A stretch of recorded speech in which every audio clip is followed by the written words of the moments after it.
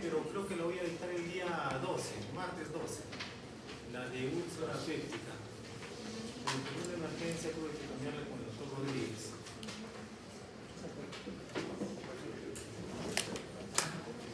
Muy bien, mi tema es el de cáncer gástrico, que hoy día lo vamos a desarrollar.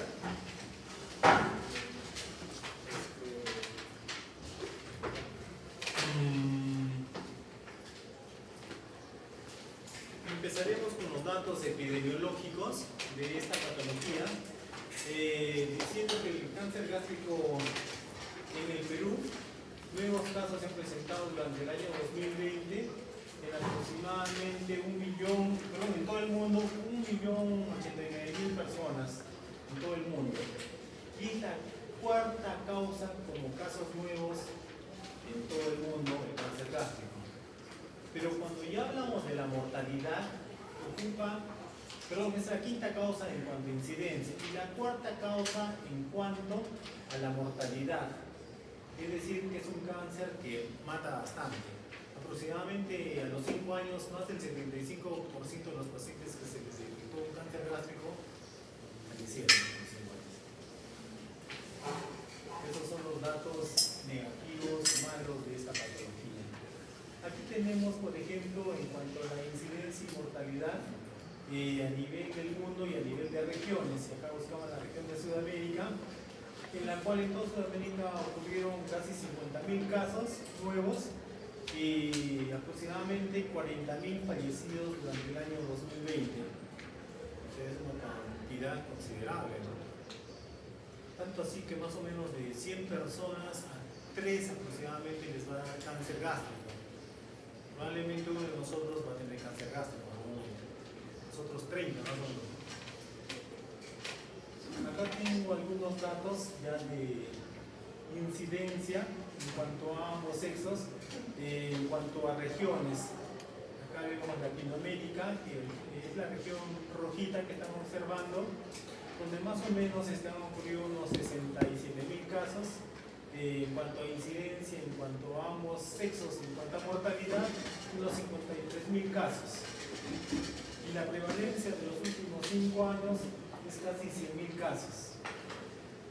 Aquí, si separamos por sexos, la tasa de incidencia en varones en la parte de arriba y en mujeres en la parte inferior, pues siempre la tasa de incidencia en varones es algo mayor comparado con la de las mujeres.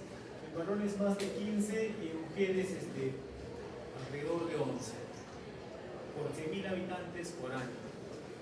Aquí tenemos unos datos más precisos respecto a lo que es Perú, donde somos aproximadamente 3 millones de habitantes. Han ocurrido de manera global casi 70.000 casos de casos nuevos de cáncer. Este año 2020 ocurrieron como 35.000 fallecidos por cáncer, son cifras muy considerables. Y acá vemos en estos cuadritos, en este cuadro por ejemplo, vemos como casos nuevos respecto al cáncer gástrico ocupa el tercer lugar en Perú. Y en cuanto a, si separamos por sexos, en el sexo masculino es la segunda causa de cáncer en el Perú. Y en cuanto al sexo femenino es la tercera causa de cáncer después del cáncer de cervix y el cáncer de mama. Aquí separamos las tasas de incidencias por sexo en la parte superior, donde se nota que para el cáncer gástrico siempre la incidencia de varones es mayor que mujeres, aproximadamente 17 casos por 100.000 habitantes por año en el varón, en cuanto a la mujer 13 casos por 100.000 habitantes por año. Entonces, ahora si vamos en cuanto a la mortalidad, pues siempre hay la mortalidad es mayor en varones que en mujeres. Ya como algo de historia, desde los años 30, los patólogos ya observaron que la gastritis crónica tenía que ser un paso previo a lo que es el cáncer gástrico. Y este dato es muy importante para todo lo que vamos a hablar de ahora en adelante. es el doctor Pelayo Correa, que es el de la cascada de Pelayo Correa en cuanto a la evolución del adenocarcinoma gástrico. Y es el doctor Massimo Brugge, italiano, que es el que ha investigado, es un patólogo que ha investigado todo lo que es cáncer gástrico tipo intestinal, difuso o diferenciado. Aquí vemos la cascada de Pelayo Correa, que casi todo empieza pues en un estómago normal donde ocurre una infección por el Helicobacter pylori y esto va a evolucionar a una gastritis no atrófica aún, lo cual va luego con otros factores como la dieta, el tabaco, el alcohol, esto va a generar a un desarrollo de la gastritis crónica atrófica, que vendría a ser la metaplasia intestinal. Hasta aquí estamos hablando de factores aún de lesiones early, precancerígenas. Ahora, cuando ya hablamos del pie, hablamos de lo que es el tema de la displasia. Para que se desarrolle la displasia, pues tiene que haber una serie de factores como el Helicobacter, que ya hablamos, la dieta, factores higiénicos y dietéticos, modulación del sistema inmune, polimorfismo genético, la hipoacidez, la generación de sustancias reactivas de oxígeno para que se desarrolle la displasia, que es el paso previo al adenocarcinoma. Entonces, con el resultado del adenocarcinoma, los factores tanto del hospedero como los ambientales son importantes para su desarrollo. Acá vemos entonces, para clasificar lo que son las lesiones early, lesiones precancerígenas early, de las lesiones precancerígenas avanzadas. Hablamos de lesiones precancerígenas avanzadas cuando ya se desarrolló la displasia y la metaplasia intestinal incompleta. Las early son todo lo anterior. Pero entonces, ¿qué pasa con el Helicobacter pylori que tanto estamos hablando? Salud. Este Helicobacter pylori generalmente genera una inflamación en base a la infección localizada en el antro, en un inicio. Pero luego esta infección se disemina a todo el estómago por el Helicobacter pylori. Y el Helicobacter pylori tiende a migrar, porque siempre busca zonas donde no haya atrofia gástrica, que va a ser el siguiente paso de la gastritis crónica, ya la atrofia. Muchas veces cuando hacemos endoscopía tomamos muestras de acá del antro, del cuerpo, ya no hay el Helicobacter porque ha migrado al fondo gástrico, el Helicobacter, donde todavía no se ha desarrollado la atrofia. Este es el fenómeno de migración del Helicobacter pylori. Ahora, para ver si hay atrofia, porque estoy usando mucho este término de atrofia, pues tenemos que conocer la relación entre la pepsinógeno 1 y el pepsinógeno 2, que normalmente es más de 3, porque cuando es menos de 3 ya estamos hablando de atrofia en esa mucosa gástrica. ¿Ya? Mientras esta relación sea menor, es mayor el grado de atrofia. Acá vemos el grado de atrofia. Aquí vemos el resultado de la relación pepsinógeno 1, pepsinógeno 2. Mientras menor sea esta relación es porque hay mayor grado de atrofia y por ende mayor riesgo a desarrollar el cáncer gástrico. Bueno, entonces tenemos que saber que para determinar la atrofia en el estómago, pues hay varios métodos que podemos usar, tanto invasivos como no invasivos. De hecho, que ambos generan un gasto en el paciente para llevarse a cabo, para la evaluación de esta atrofia, ¿no? Entonces, ¿qué estamos buscando en un paciente que supuestamente solamente tiene gastritis? Lesiones precancerosas early, o sea, la gastritis crónica atrófica y la metaplasia intestinal, pero la completa, que todavía no ha pasado a incompleta, ya son lesiones precancerosas avanzadas. ¿Qué es la atrofia? Entonces tenemos que saber eso bien, ¿qué es la atrofia? La atrofia, bueno, como base, es el campo donde se va a desarrollar el cáncer al final.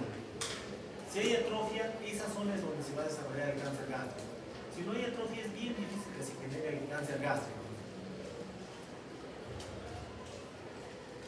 Entonces, hay dos modelos para indicar cómo vamos a llegar a la fase de la atrofia. Uno relacionado a factores ambientales y al Helicobacter pylori, que como les dije, primero genera una inflamación en el antro, luego una pangastritis, ya en etapas más avanzadas se llega a la atrofia. El otro modelo es el inmunológico, el autoinmune, que es la gastritis crónica autoinmune, que generalmente es una inflamación en el fondo del cuerpo gástrico que al final genera una atrofia, pero solo del fondo y del cuerpo gástrico, nada más. Y esto también es un riesgo para el adenocarcinoma gástrico. Estos son los dos modelos principales. Entonces, de una manera holística, vamos a ver qué es lo que es la atrofia. Supongamos que cada arbolito es una glándula. La pérdida de las glándulas viene a ser lo que es la atrofia. Pero también algunas glándulas pueden disminuir de tamaño, también es lo que es la atrofia. Y donde hubo glándulas son reemplazadas por fibrosis. Pero el tema es esto: cuando donde hubo atrofia es reemplazado por otras glándulas o otras células que no corresponden al estómago, que es lo que viene a ser la metaplasia.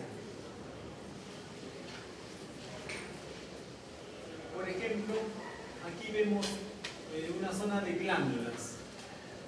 La disminución en el número de las glándulas viene a ser lo que es la atrofia no metaplásica aún. Pero cuando esa atrofia ocurre y las zonas de atrofia han sido reemplazadas por otras células, por ejemplo acá vemos la metaplasia tipo SPEM o la metaplasia intestinal en esta zona, eso ya se llama gastritis crónica atrófica metaplásica. Lo anterior era solo la atrofia nada más, no había reemplazo de células. Pero esto ya conlleva a mayor riesgo al desarrollo del cáncer gástrico. Hay condiciones precancerosas que se relacionan con el desarrollo de la displasia en el estómago. Estamos hablando de atrofia gástrica, que es un paso previo de la displasia. Otras condiciones son la anemia perniciosa, ¿no? Sobre todo en los pacientes que tienen la gastritis crónica atrófica autoinmune, que se ha generado una anemia perniciosa, ¿no? También hay ciertos tipos de pólipos relacionados con condición precancerosa, como los pólipos de glándulas oxígenas y los pólipos adenomatosos, ya sean los adenomatosos puros o los adenomatosos foveolares. Bueno, entonces para saber, digamos, a alguien le hace una endoscopía, por ejemplo, ¿no? ¿Cuál es tu nombre? Rodrigo, ¿no? Rodrigo, por ejemplo, aquí te hacen una endoscopía y tú quisieras saber si tu gastritis tiene algún riesgo de cáncer gástrico, ¿no? Como todos, ¿no? Doctor, joven, tengo riesgo de cáncer gástrico y en qué grado, ¿no? Entonces se hace un estadiaje del tipo, una evaluación del tipo de gastritis del paciente, que puede ser el Olga o el Ojin. Son dos métodos, dos scores, ¿no? Cualquiera de los dos se puede usar. Más que todo acá publico el de Olga, porque Olga es el del profesor Pelayo Correa, que les mostré su foto, y del profesor Máximo Ruye, que actualmente pues, son de renombre a nivel mundial. Inclusive tanto que este profesor Máximo Ruye ha sido nominado al premio científico, ¿cómo se llama? ¿Nobel? Nobel. Entonces aquí está el estadiaje Olga en el paciente para saber cuánto tiene de riesgo al desarrollo del cáncer gástrico. La evaluación es del 0 al 4 en los pacientes que hacemos endoscopía, para lo cual usamos el protocolo de Sidney para la toma de las biopsias, que en las prácticas siempre les repasamos, ¿no? Este es el método de evaluar una endoscopía tomando 5 muestras, 2 del antro, 1 de la incisura y 2 del cuerpo. siempre que algún familiar se haga una endoscopía, tiene que usar este método para evaluar qué tipo de gastritis tiene y para tener una mayor precisión en su diagnóstico. Esta evaluación Olga o Longin puso un puntaje del 0 al 3 tanto en lo que es la atrofia oxíntica, o sea, fondo y cuerpo, y de la atrofia antral. Da un valor y al final da un score del 0 al 4. El 4 es el de mayor riesgo a hacer cáncer gástrico y 0 es el que hace un riesgo nulo a desarrollar cáncer gástrico. Eso va a ocurrir en el 97% de la población. Entonces, a mayor estadio, estamos más cerca a desarrollar el cáncer. Entonces, esa es la respuesta al paciente. Usted tiene un grado 2, por ejemplo, ¿no? Un riesgo mediano. ¿Qué es lo que le gusta a los pacientes? ¿No? Nos gustaría que nos salen así, ¿no? Nos salen de riesgo para todo tipo de enfermedad. Entonces, Olga pues, es usado en la práctica clínica y se hacen una serie de estudios seccionales para su valoración. Por ejemplo, en este estudio de 439 pacientes, un poco más de mujeres que varones. Estos son los resultados del Helicobacter pylori en este estudio publicado en la revista GAT. Más o menos 187, menos de la mitad son Helicobacter pylori positivos, 60 tienen un antecedente de Helicobacter que ha sido erradicado y hay 192 pacientes que nunca han tenido el Helicobacter pylori. Entonces, de acuerdo a esto, va a darnos un puntaje y ese puntaje nos va a dar un riesgo a lo que es el desarrollo del cáncer.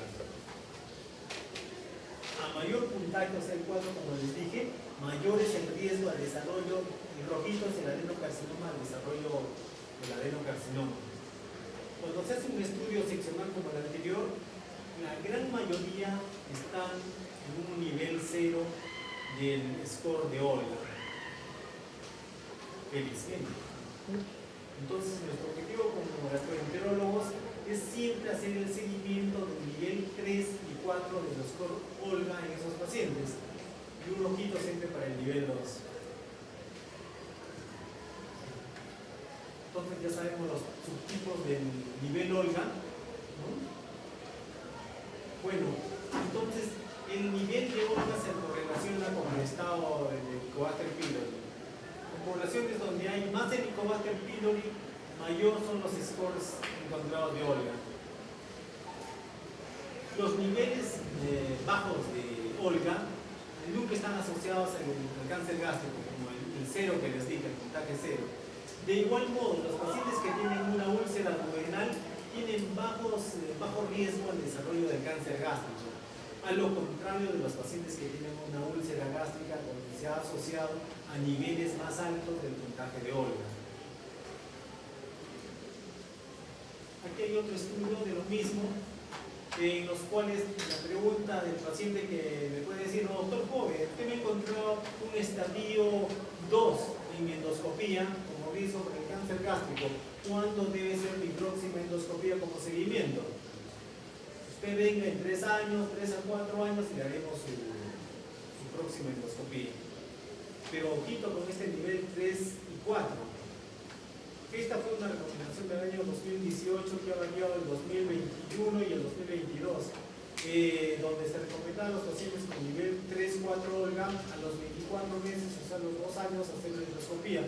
Pero ahora se sabe que debe ser a los 12 meses, como las últimas recomendaciones publicadas, que más adelante les voy a mostrar.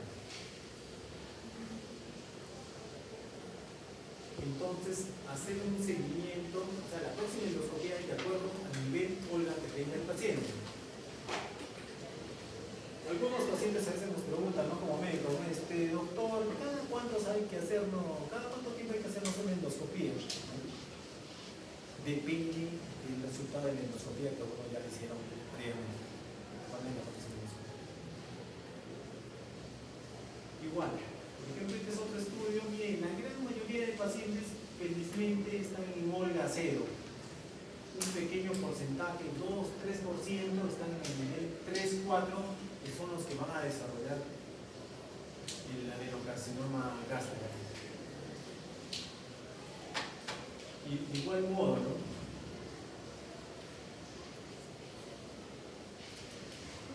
De igual modo, la gran mayoría de estudios publicados hasta ahora, casi el 95% de la población está en el estadio 0 del SMIC. Acá este es el riesgo para desarrollar el análisis de Kaplan-Meier para ver en qué momento podría un paciente desarrollar una neoplasia gástrica, ¿no? Por eso, a mayor estadio Olga, es mayor el riesgo de desarrollar el adenocarcinoma gástrico. Y hay muchos grupos de estudios, los que más reconocemos son los de Maastricht, los de Kyoto y los de Regain, para todo lo que es gastritis crónica y cáncer gástrico. Eso los pueden encontrar en el PubMed, Science Direct, ¿ya? Por ejemplo, en este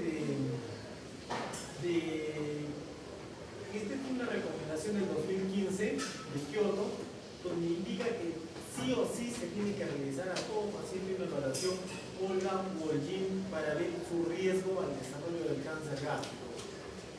El consenso de esta recomendación de estos expertos está por encima del 95% de los presentes. Entonces, se debe realizar sí o sí. Acá también tenemos, por ejemplo, el año pasado se ha publicado en la revista GAT el Maastricht 6, que también da las recomendaciones de todo lo que es la gastritis crónica, el helicobacter pylori y el cáncer gástrico. Entonces, para los que están más interesados, de una manera ya más profunda, pueden investigar en esta publicación que está libre en internet. Entonces siempre pues hacemos una serie de evaluaciones de este tema, ¿no? Por ejemplo, el año 2018 me parece, en la revista europea de gastroenterología, un grupo de peruanos, el doctor Gallo, de los laboratorios Gallo de acá de Arequipa, Taxa de UNEP y el que les habla, publicamos sobre lo que es el estadio de la gastritis en nuestro paciente, que es una prioridad clínica hacerla pues, ¿no? Y siempre basándonos en este tipo de especialistas, ¿no? Realmente es duro, porque en el Perú, más que todo, hay los gastroenterólogos hacemos de paso endoscopía. En otros lugares también hay una especialidad solo endoscopía. Tanto el trabajo del gastroenterólogo como el patólogo tiene que ser el mejor trío para tener una mayor precisión en el diagnóstico en cuanto a nuestros pacientes, y por ende eso conlleva a la mejor receta y recomendaciones para el paciente. Sí, también está libre esta publicación desde unos 2 o 3 meses para que vean cómo se debe evaluar mediante una endoscopía la mucosa gástrica. Y hemos hecho otra publicación en el año 2019, justo antes del tema de lo del COVID, en la revista Helicobacter, con el profesor Máximo Rulle, que les nombré. Aquí está mi nombre, lo han colocado acá, mi doble J, pero se lo ocurrió. Y acá hacemos una evaluación de los Olga en los pacientes que se han sometido a endoscopía digestiva alta, ¿ya? Y esas recomendaciones no son generadas para hospitales, diversos centros, ¿no? Lo bueno de publicar, que le recomiendo a ustedes, sin querer, cada vez que alguien quiera tener el paper, pues a uno le va a caer algo de plata, pero sin querer, no es la intención de uno, ¿ya? Y bueno, y esto también te conlleva invitaciones por aquí y por allá, ¿no? Entonces no se olviden de lo que estamos hablando. Hay que siempre reconocer que son condiciones como la gastritis autoinmune, por ejemplo, y todos estos síndromes, linfomeni, el T53, cáncer de mama hereditario, igual cáncer de ovario hereditario, el síndrome de Lynch, el MUTI, la poliposis juvenil, el PET-10, todos estos síndromes o tipos de pólipos están relacionados como condiciones precancerosas. Ya lesiones es lo que hemos hablado, ¿no? de las early como de las avanzadas. Las early, generalmente hasta lo que es la metaplasia completa, y las avanzadas, que es la metaplasia intestinal incompleta y la displasia. La displasia también es conocida como IN, no se olviden, porque esto está en algunos textos, IN, la neoplasia intraepitelial. Entonces, la evaluación de un paciente es prácticamente como un juego, ¿no? Bueno, acá en el extranjero hay mucho este juego del ganso, ¿no? Que avanza, retrocesa, te mandan a limir, etc., ¿no? Pero si sigues un orden, pues vas a llegar a esta evaluación Olga que hemos hablado. Vas a tener un diagnóstico muy preciso con tu paciente para dar las medidas adecuadas y las estrategias también preventivas para que esa progresión de la artritis crónica, la metaplasia, la displasia, el cáncer, se enlentezca. Hay que ralentizar, ¿no?, esa progresión. Acá algunos casos de cáncer gástrico para que veamos, porque no está libre de nadie. ¿Por qué no puede dar un cáncer gástrico? ¿Ya? Acá don Ramón, Papa Pío 23. ¿Quién es él? Claro, miren, siempre aparecían, ¿no?, sus cuadros ahí con la mano, ¿no? Sus hermanos, su padre, su madre, creo que tuvieron cáncer gástrico hereditario familiar, ligado al gen CDH1. Entonces, ¿cuáles son los síntomas de cáncer gástrico? Son totalmente inespecíficos. Puede ser solamente un dolor opresivo, una fatiga, un ardorcito, náuseas en algunos pacientes, eructos, distensión, tal vez vómitos, ¿no? Pero hay signos de alarma que sí nos hacen pensar en un cáncer, ¿no? Por ejemplo, un paciente que ya tiene anemia, probablemente ha tenido ya una hemorragia digestiva evidente, o de repente oculta, ¿no?, continua, que lo ha llevado a la anemia. Una llenura precoz, saciedad precoz, ¿no? Come y lo que nunca ya se llena muy pronto, ¿no? Pérdida del apetito, un dolor abdominal, sobre todo nocturno, que lo despierta al paciente. Casi todos los dolores nocturnos son patológicos, ¿ya? Son orgánicos más que funcionales. La pérdida de peso, ¿no?, es evidente, ¿no?, y ya estamos con otro signo de alarma, algo no está bien ahí. La disfagia, ¿no? Generalmente esto relacionado a todo lo que es el adenocarcinoma gástrico de la unión esófago-gástrica. Lo que hemos hablado, ¿no? Todos los síntomas podrían ser relacionados con una gastritis simple por el helicobacter, gastritis por aire, etc. O sea, hay cierta... No son síntomas específicos, ¿no? Igual los síntomas de una gastritis autoinmune también tiene su anemia, ¿no?, tiene megaloblástica, ¿no?, perniciosa. Entonces, el mejor método, el mejor estándar para determinar el cáncer gástrico es la endoscopía digestiva. Así es, ingresamos a través de la boca, pues miramos el esófago, el estómago, el duodeno, pero aquí es donde tenemos que encontrar la probable lesión ya sea lesiones precursoras o ya un evidente adenocarcinoma. Esto es lo que vemos con la endoscopía, pues, es el fondo gástrico, la curvatura menor, la curvatura mayor, el antro gástrico, pulsaciones.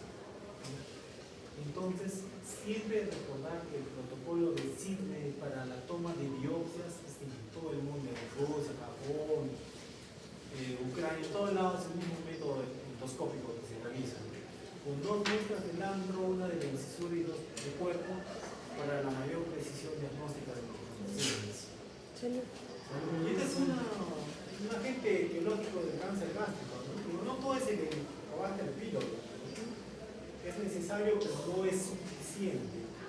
Este helicobacter pues, crea su microambiente por las enzimas que tiene, ¿no?, la ureasa, convierte la urea en ammoniaco.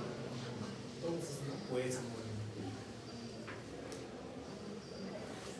A ver, googleen ammoniaco. Así seguro. Esto causa inflamación, y donde hay inflamación crónica, es la base para el desarrollo de un cáncer. La hepatitis crónica, colitis crónica, pancreatitis crónica. Pero, ¿cómo es que el Helicobacter ocasiona eso? Más adelante voy a describir. Entonces, estos son los tres tipos de gastritis relacionadas al cáncer gástrico. La difusa, que es finalmente la antral, difusa antral, la trófica, que es la autoinmune, ¿no?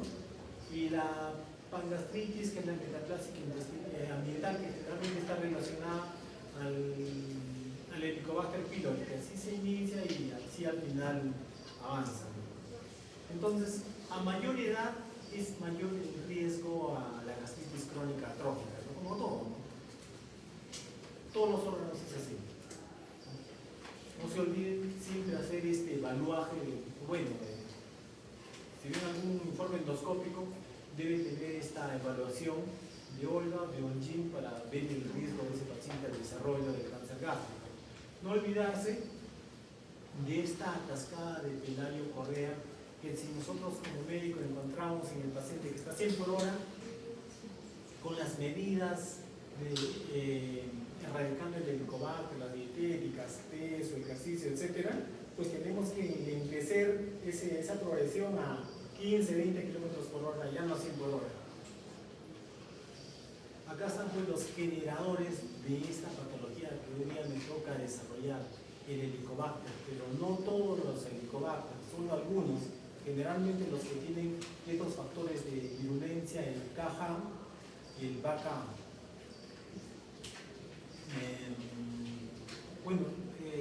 Los Helicobacter, digamos que son como los felinos, ¿ya? Hay desde un gatito, unos intermedios como un puma y otros bravazos como el león, el tigre, ¿no? Casi la mayoría tenemos el Helicobacter, que es solo como un gatito, que no produce pues, estos factores de virulencia, el KH y el BACA. Felizmente, no que se deja en nosotros. Otros factores genéticos relacionados al desarrollo del cáncer gástrico, en este caso factores del hospedero, que son el polimorfismo, generalmente las citoquinas que tienen que ver con la inflamación, ¿no? ¿Como cuáles?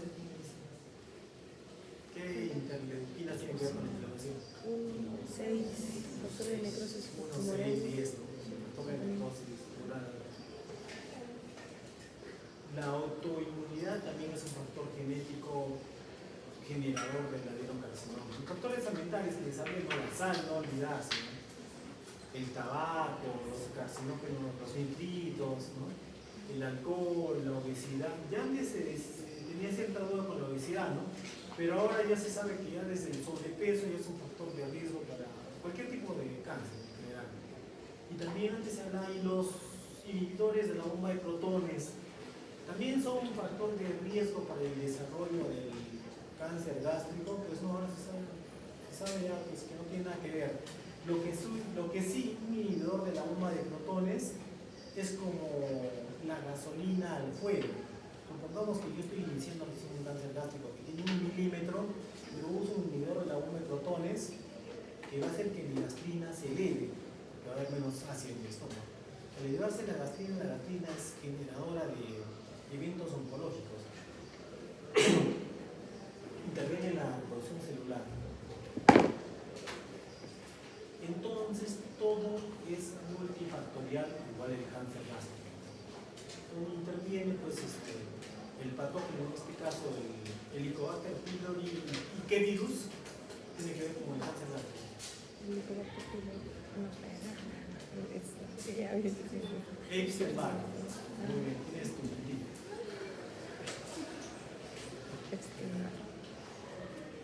Los factores del hospedero, ¿no? Por ejemplo, el peso, el sedentarismo, ¿no? La dieta, factores ambientales, ¿no? Entonces, actualmente en el mundo se hacen muchos estudios como para determinar qué tipo de Helicobacter pylori tienen, y también estudios séricos para ver si nosotros vamos a desarrollar atrofia o no, con el pepsinógeno 1, el pepsinógeno 2, la gastrina, ¿no?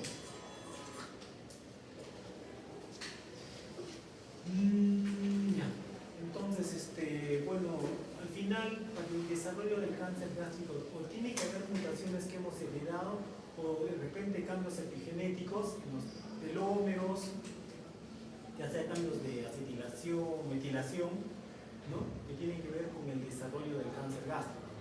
Desde lo que es un epitelio normal, una cosa normal, el desarrollo de la metaplasia, hasta el desarrollo del cáncer gástrico, como aquí vemos en esta imagen. Y al final somos lo que somos inclusive desde antes de haber nacido, ¿no? Nuestros padres eran obesos, fumaban, eran alcohólicos, no eran alcohólicos, eran promiscuos sexualmente o no, esto en cuanto al tema de Eisenbach, ¿no? Todo eso tiene que ver para lo que nosotros somos al final, ¿no? Igual durante la gestación, la mamá, cómo fue su alimentación, etcétera, etcétera, ¿no? Exposición a diversas drogas, ¿no? Realmente hormonas relacionadas con esto, ¿no? Ya cuando uno nace, pues, si hacemos ejercicio, no hacemos ejercicio, qué bien hemos llevado, y los estilos de vida, ¿no? Que tenemos que cuidar y siempre recomendar. Ya cada quien nace con sus genes y van a desarrollar una enfermedad en algún momento, ¿no? Pero si sumado a eso nosotros causamos cambios epigenéticos en nuestros genes, empeoraríamos las cosas, ¿no? Esos cambios epigenéticos nosotros lo podemos manejar, evitando la obesidad, el sedentarismo, dietas inadecuadas, etc. Esos cambios epigenéticos usted tiene que ya manejarlos bien, ¿ya? Modificación de las histonas, de acetilación, metilación, hipo o hiper, y cambios en los microRNAs, ¿no? Al final estos son cambios epigenéticos, no son mutaciones, pero que afectan en la expresión de muchos de nuestros genes. Y al final, el resultado, si hay modificaciones genéticas, es el cáncer. Pues, nuestra labor como médicos son esas recomendaciones de estilo de vida. Entonces, aquí para decirle que mientras más avanzada está una lesión en el estómago, más son los cambios epigenéticos o mutaciones que ocurren a ese nivel. Y todo esto se puede determinar con estudios genéticos, ¿no?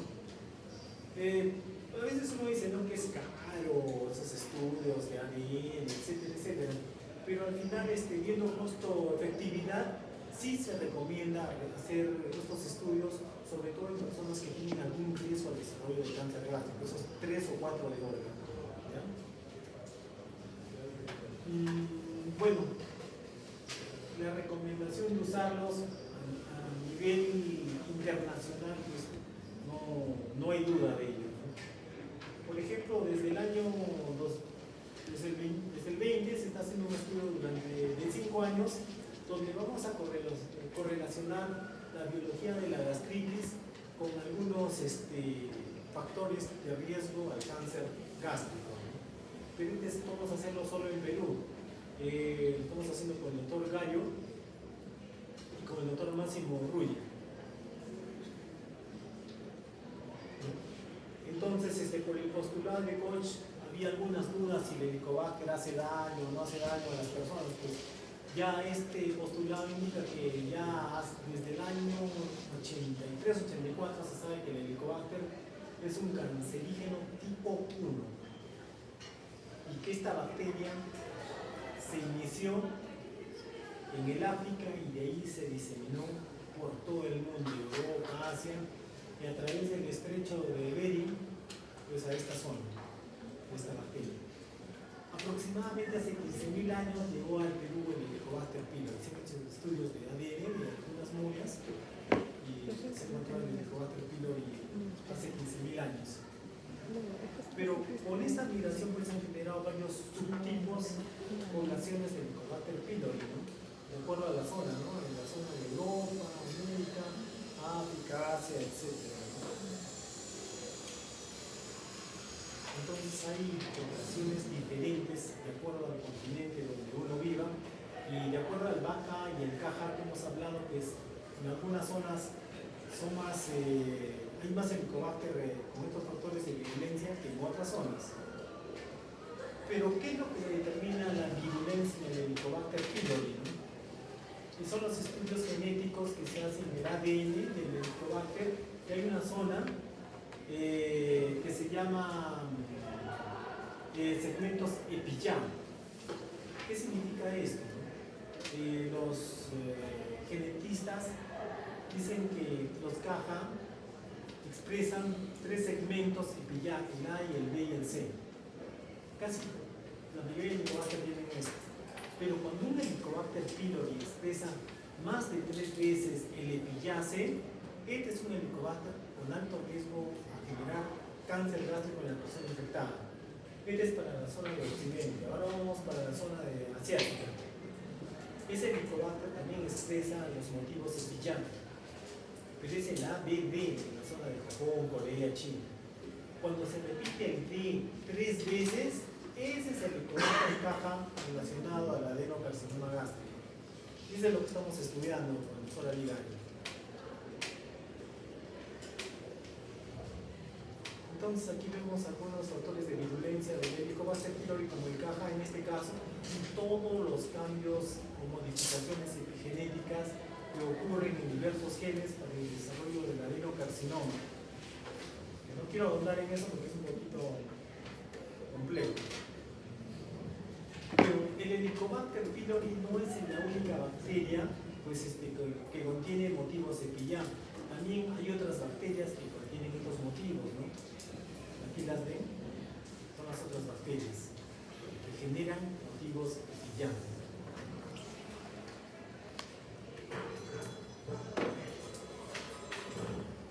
Y aquí está lo que producen los motivos epillá del Helicobacter pylori, que es lo que genera. Ahí. Y no nos olvidemos también el factor de virulencia BACA. BACA es de vaporizante.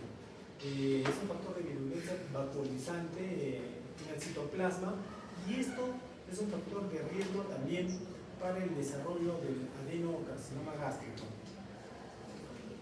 Igual el BACA, que al igual que el CAJA, el BACA también tiene factores dentro de este factor de virulencia del BACA, que se ha estudiado que está relacionado al desarrollo de diversos tipos de adenocarcinoma. Por ejemplo, si tiene la región D, ese factor de virulencia BACA está relacionado al desarrollo del adenocarcinoma tipo difuso. Si tiene las regiones I, con el tipo intestinal, no olvidarse. Bien fácil es eso. Bueno, entonces aquí está todo lo que tiene que ver con los factores de virulencia, tanto en BACA como en CAJA, en nuestra célula, los cambios que producen, ¿no?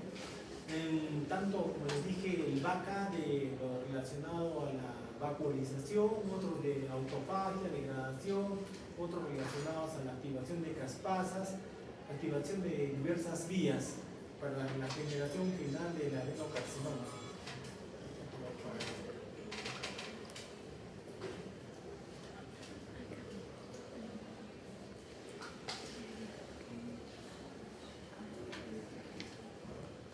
Y acá lo mismo, lo que generan estos factores de virulencia. Entonces, no todos los helicobacter pues tienen estos factores de virulencia y subtipos de factores de virulencia relacionados al adenocarcinoma gástrico.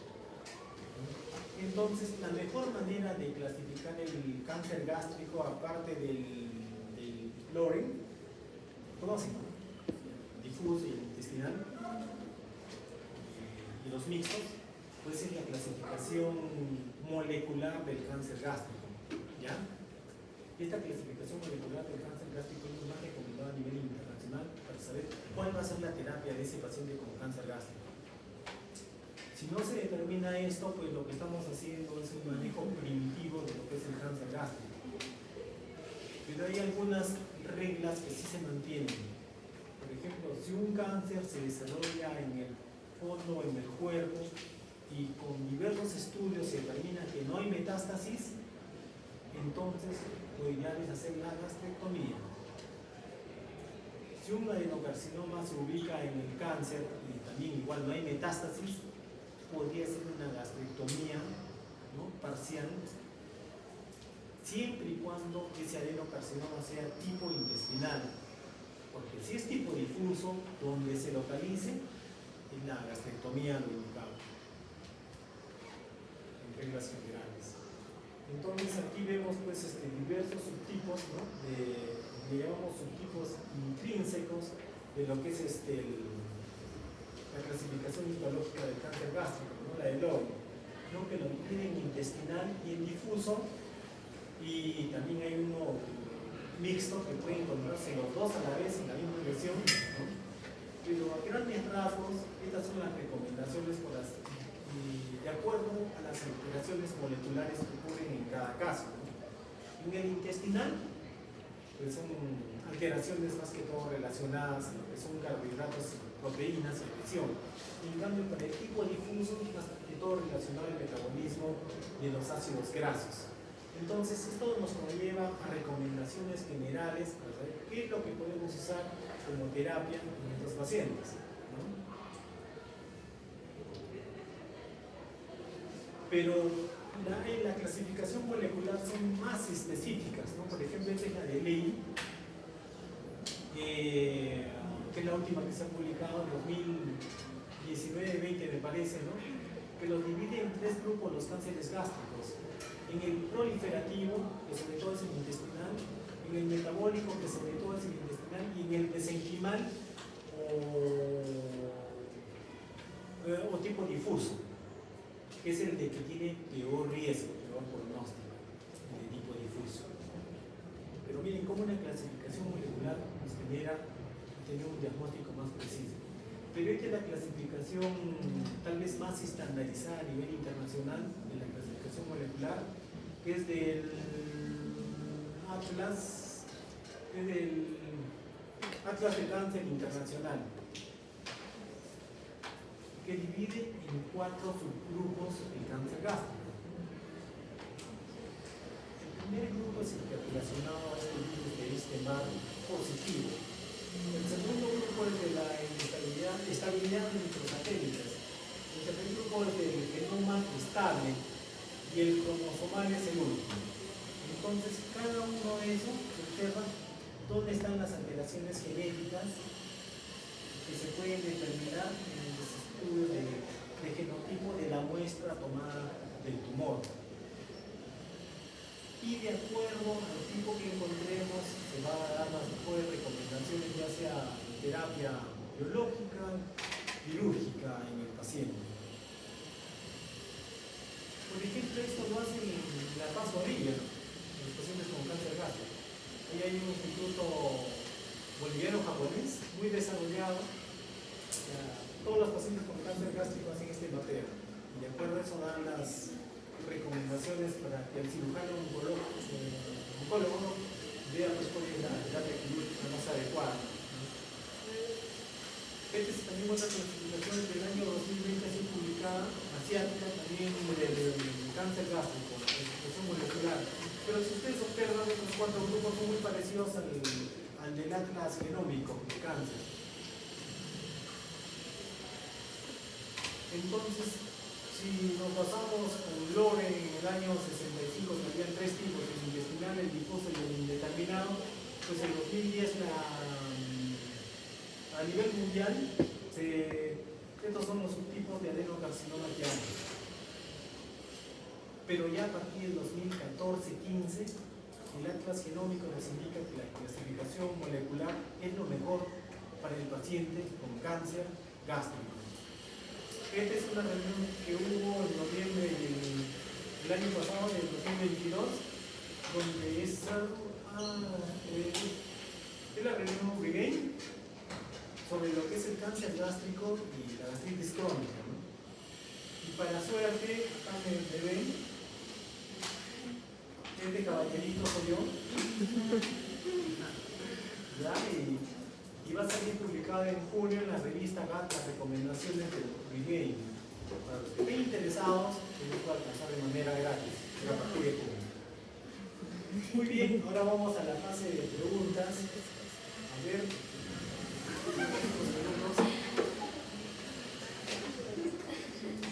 A ver, ustedes dos de lentes.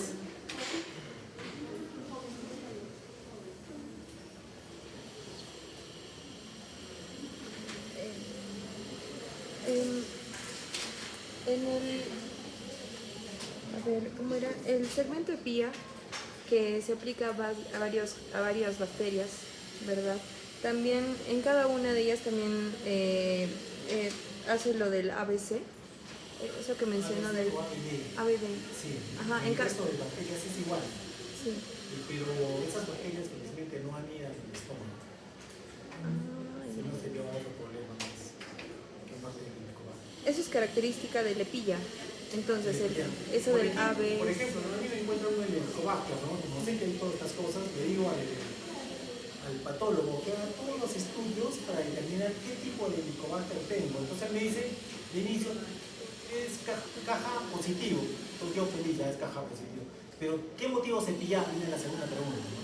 Ya te hacen los análisis y me dicen, felizmente solo ABC nada más. El C no se repite. Tu helicobacter no está relacionado al cáncer gástrico. Entonces yo tranquilo, y ahí quedó todo. Y de repente me dicen, hemos hecho los estudios de lepillar del helicobacter que tienes es ABCCCC, ¿no?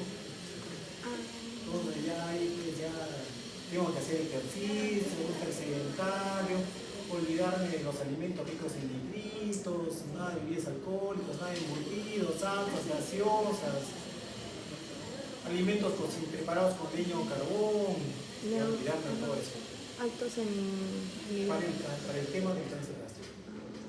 O sea, es fisiológico, siempre se da lo del ave, las réplicas genéticas. Cuando uno es caja, aquí en Perú es ABC, pero si te toca hacer ABCCC, Ah, ya. es del riesgo.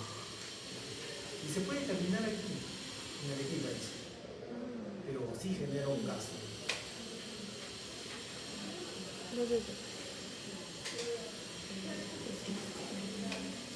El linfoma gástrico y el GIT también puede ser etiología del helicobacter. Claro, el mal es un tipo de linfoma que está relacionado al Helicobacter pylori. Este Helicobacter pylori también genera cambios en los linfocitos, imagínense, ¿no? Hace que sus telómeros sean más largos. ¿Qué significa eso? Que esos linfocitos se pueden volver eternos. Y toda célula que se vuelve eterna genera un cáncer. En este caso, para el Helicobacter es el mal. Para el Epstein-Barr es el linfoepitelioma. Por ejemplo, los pacientes que se hacen cirugía bariátrica, ¿no? Un factor de riesgo para cáncer gástrico también son las cicatrices, como han visto en el cuadro. Cicatrices de la mucosa gástrica, es un bypass o una manga gástrica. En esa cicatriz se puede generar un adenocarcinoma o un linfoepitelioma si es que el paciente es portador del virus de Epstein-Barr de determinadas cepas que están relacionadas al cáncer. El 50% de nosotros tiene el virus de Epstein-Barr, pero solo unos cuantos podemos tener las cepas relacionadas al cáncer. Es igual que el papilomavirus, ¿no?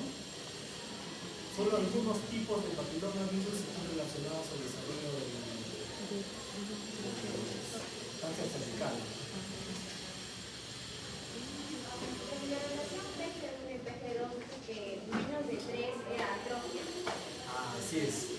¿Cuáles son los más de 3? De 3 para arriba es normal el resultado de esa relación. A veces hay personas que no quieren una endoscopía, ¿no? Entonces, la endoscopía es sobre todo para ver si hay cáncer o lesiones previas al cáncer. Entonces se le pide su gastrina, su carcinógeno 1 y 2. Si sale menos de 3, mejor hay que hacer un endoscopía. Pero si sale más de 3 y la gastrina está normal, no hay que preocuparse, ¿no? Cuando hay atrofia, la gastrina tiene elevarse. Si un paciente tiene su gastrina normal que tenga atrofia de límite, ¿no? Pero de un modo más específico la endoscopía y un buen patólogo.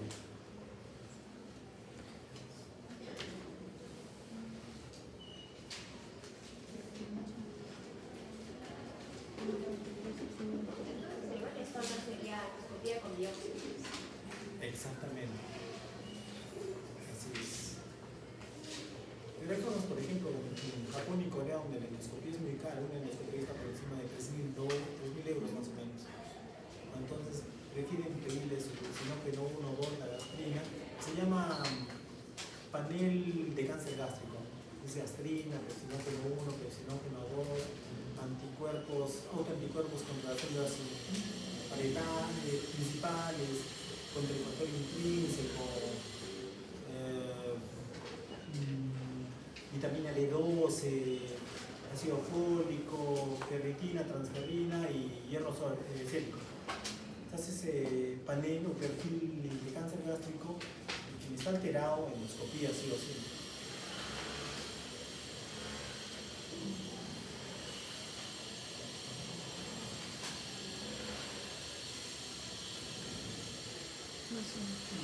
Me olvidaba, el Programa Nacional del Cáncer Gástrico recomienda que todos debemos tener una endoscopía a los 40 años de edad. Endoscopía a los 40. Si hay antecedentes de cáncer de cualquier tipo, la endoscopía se puede adelantar desde los 18 o 20 años de edad. De un familiar de primer grado.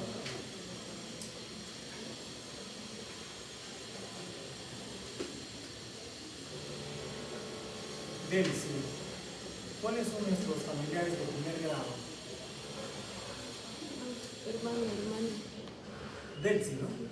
No, tú eres Delcy. Madre. ¿Delcy tiene una idea? Entonces tú sí vas a responder. Tú que levantas la mano. ¿Ah? Yo no quiero tomar. Pero esa era la pregunta. ¿Quiénes son nuestros familiares en primer grado? Es una pregunta de la residencia, hace 3, 4 años, por si acaso. Mamá, papá, hermanos. Mamá, papá, ¿quiénes más? Hermanos. Hermanos, ¿quién más? ¿Quiénes dijeron hijos? Solo hermanos. Ahora, ¿quiénes dijeron hermanos en otra palabra? Levanten la mano. Solo nuestros padres o nuestros hijos son nuestros familiares en primer grado, los hermanos no. En esa pregunta en la residencia, más del 90% fallaron. Solo padres e hijos son familiares en primer grado. Nuestros hermanos pueden parecerse en 100% o en 1%. No son en primer grado. También por eso que me había visto eso. Sí. Doctora, una consulta. Para el tratamiento de la gastritis, o sea, claro. A ver, escucha la pregunta. ¿Cuál es tu nombre? Carolina. De Carolina. El tratamiento de la gastritis de Helicobacter pylori es claritromicina, amoxicilina, acicloplebulánico y omeprazol. Se aplica también a las otras bacterias que, claro, a las otras bacterias que ocasionan la gastritis y no, esas otras no. No tiene Ah, que ver. sí. Pero tu pregunta más o menos va en lo siguiente, ¿no? ¿Qué esquemas usar para eliminar el Helicobacter pylori? Justamente en esta reunión, de África, de todos los 5 continentes fueron, ¿no? Y cada quien expuso sobre las tasas de resistencia a antibióticos.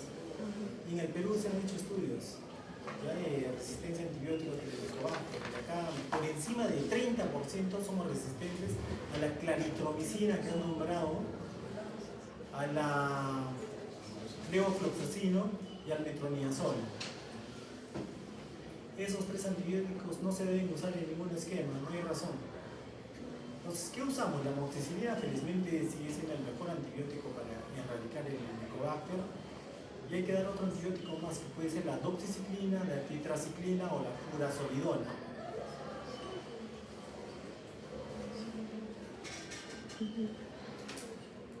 Entonces se dan 2 antibióticos, el bismuto y un inhibidor de la bomba de protones en dosis elevadas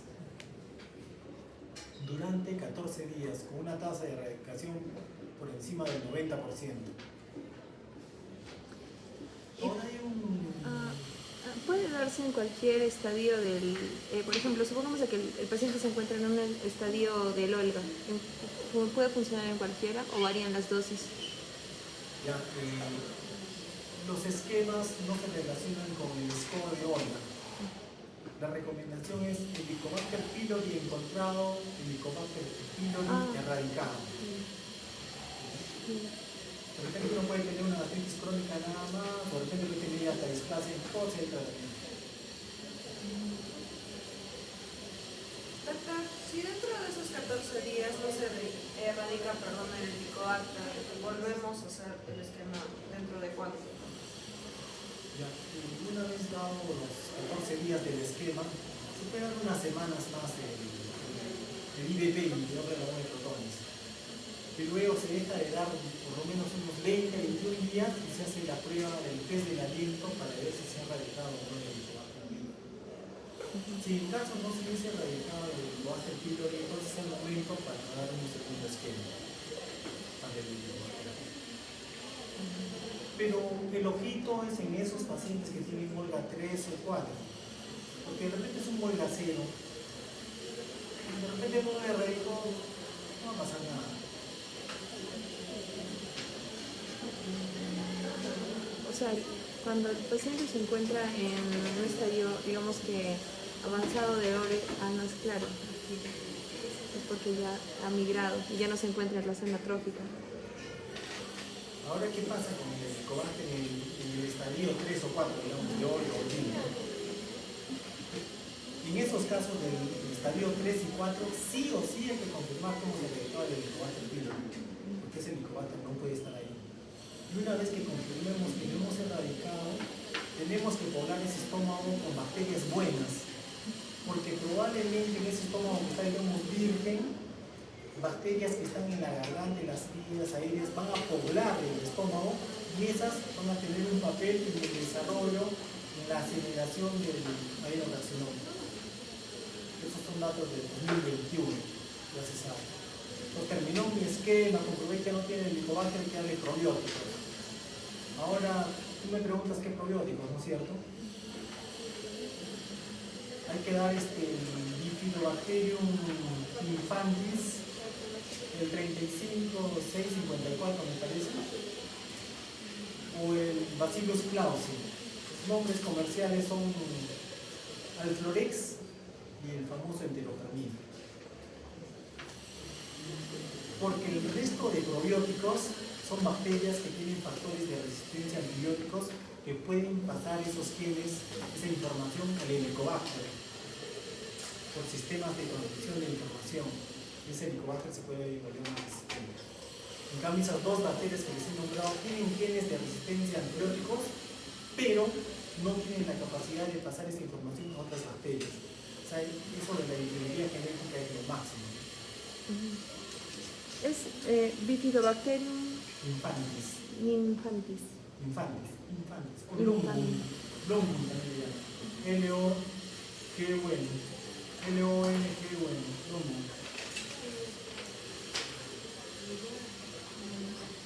¿Está Lorena? ¿Quién es Lorena? ¿Alguna pregunta? ¿Seguro? Ya. Ahí tenemos unos minutos. Preguntas.